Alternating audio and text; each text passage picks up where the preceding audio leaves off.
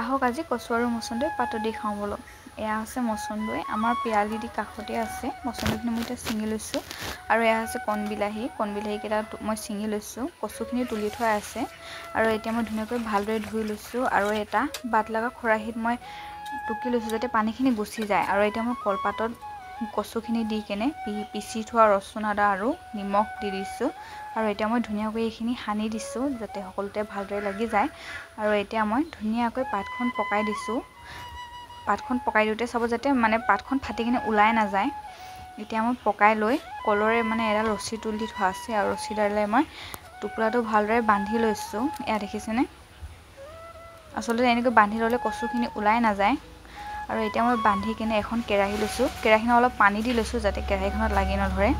এতিয়া মই টোপোলাটো দি দিছোঁ আৰু ওপৰত অলপ গধুৰকৈ এটা শিল দি দিছোঁ। আপোনালোকে শিলৰ সলনি যিকোনো দিব পাৰিব, যাতে অলপ মানে কচুখিনি সিজি যায়। আৰু এতিয়া মই মাজে মাজে লৰাই দিছোঁ, নহ'লে লাগি ধৰে কচুখিনি। আৰু এতিয়া ধুনীয়াকৈ সিজাৰ পাছত মই টোপোলাটো খুলি লৈছোঁ আৰু এখন প্লেটত ধুনীয়াকৈ উলিয়াই লৈছোঁ কচুখিনি। এয়া দেখিছেনে? কচুখিনি অলপ অলপ লাগি ধৰিছে, মই এখন পাত লৈছিলোঁ যে। এতিয়া মই কচুখিনি উলিয়াই লৈছোঁ আৰু এতিয়া মই ধুনীয়াকৈ পিটিকি দিছোঁ। মানে পিটিকি দিলে খোৱাৰ মানে সোৱাদটো অলপ বেছি আহি যায়। এয়া দেখিছেনে? আৰু অলপ মই মুখতো দি চালোঁ, আচলতে খুব সোৱাদ হৈছে। আপোনালোকেও অলপ ট্ৰাই কৰি চাবচোন।